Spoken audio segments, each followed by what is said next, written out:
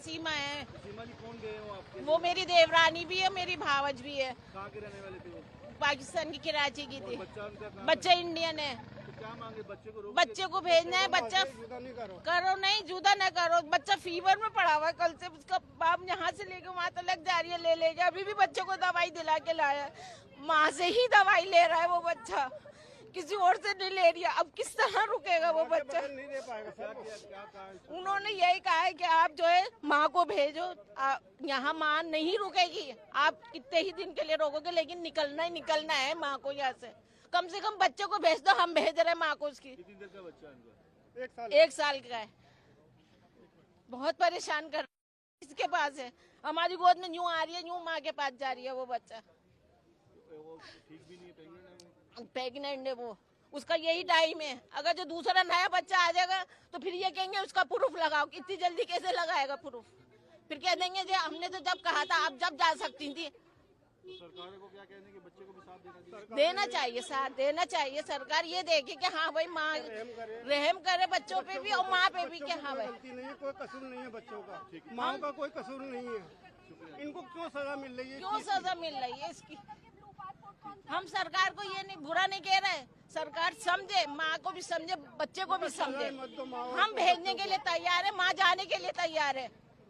जो फैसला है सरकार ने जो फैसला करा है, अगर जो वो ये कह रही है कि पाकिस्तानी यहाँ नहीं रुक सकते तो हम भेज रहे हैं, वो रुक नहीं रही है। लेकिन वो कह रही है मेरे बच्चे को भेज दो मेरे साथ। बच्चा आपके साथ भेजा अंदर भेजा, प्रूफ रखा है यहाँ पर। उसका बच्चे का पासपोर्ट हमारे पास है, वीजा हमारे पास है।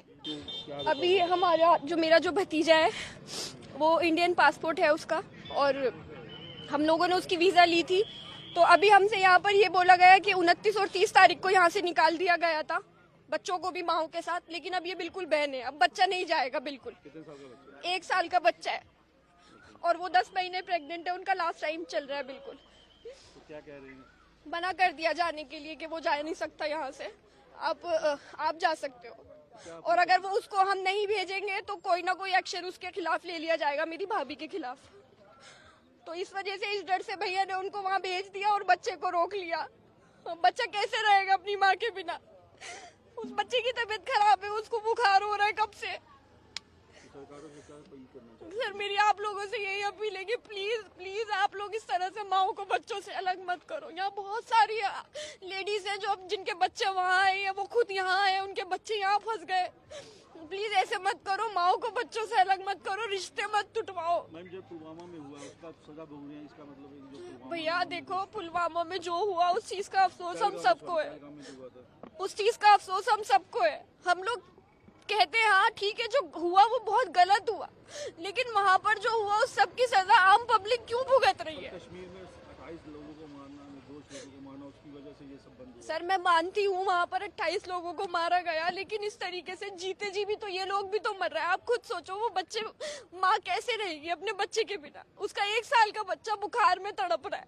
अब तो उनकी सजा इनको कर दी है। भाई उन लोगों को फांसी पे लटका दो, ढूंढो उन्हें, चुन चुन कर मारो। मैं कह रही हूँ हमारी वजह से कुछ भी करो उनके साथ। आप उनको जैसे मर्जी सख्त से सख्त कड़ी सजा दो, लेकिन ये मत करो प्लीज, माओ को बच्चों से अलग मत करो। कैसे रहेंगे छोटे छोटे बच्चे अपनी माँ के बिना? पहलगाम का टेरर अटैक जो है आपको भोगना पड़ता है, उनकी गलती, आपको सजा मिल रही है। भाई ये तो सरकार को देखना चाहिए ना कि उसको किस तरीके से ढूंढ के वो लोग उनको मारे, क्या करे, वो लोग जाने।